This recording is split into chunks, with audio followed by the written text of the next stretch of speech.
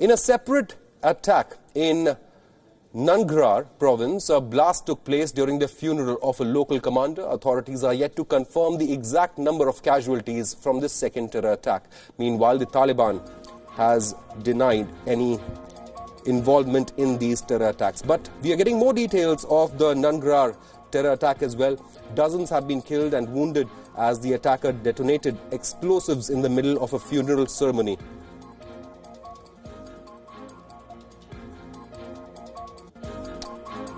We are being joined on the phone line by WION's Afghan correspondent, Mustafa. Mustafa, over to you. First of all, tell us about the attack on the hospital, and do we have any confirmation on the number of people who may have been wounded in that attack?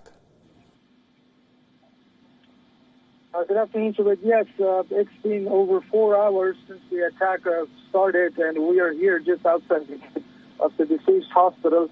The number of casualties was just confirmed a few minutes ago by the Health Ministry's Deputy Minister, saying 8 people have been killed and 11 have been wounded so far. Among these are civilians, police, and other people as well, most of them who were patients at the hospital. The target, as you mentioned, was a guest house, but we have not yet received no confirmation on who lives in that guest house or whether or not it's a target of importance like before, as it was. But it seems since the NATO has sent 2 units of Kabul crisis military here at the site of the attack, we are seeing convoys of foreigners, military troops present at the scene, which indicates that there were foreigners present at the guest house. The government is not telling us who is among the residents of the guest house,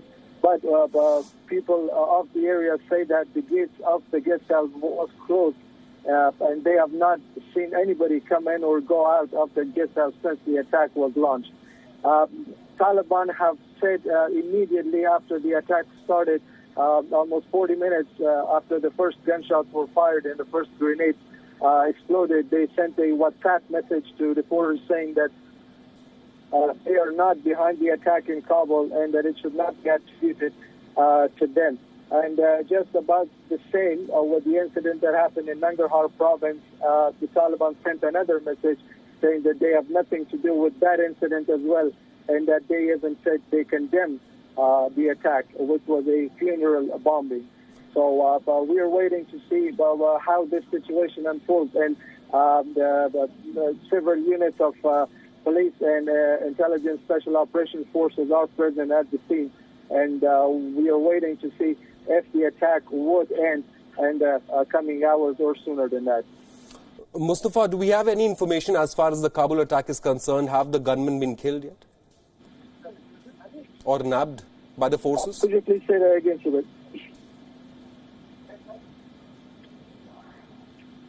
Yes, Mustafa, go ahead.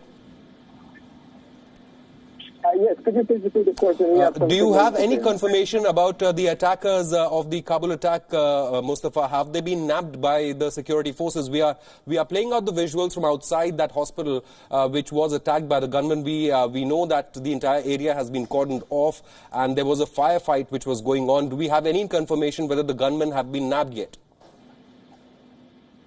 The forces here, most of them are special operations forces, they say that it is still ongoing. We are not hearing gunshots since 9 minutes, and that is not always an indication to end of the attack. There might be insight, but the government forces are not telling us on grounds of security. So we are waiting to find out if they have been killed or not. At the same time, we were just told that 50 people have been rescued from inside the hospital, and that included children and women who were there in the maternity ward and were about to give birth to some babies, and there are even some newborn babies as well. That is good news, Mustafa, that so many patients from the hospital have been safely evacuated.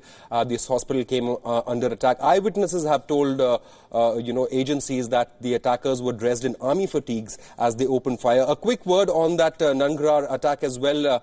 We are getting reports that dozens of people may have died in that suicide blast, Mustafa. But at first we heard that 10 people were killed, and then the second report came out saying 20 people were killed. So far, since everybody in Kabul, especially the media, are stuck here at the site of this attack, so it is going to take a bit of a time until we get final and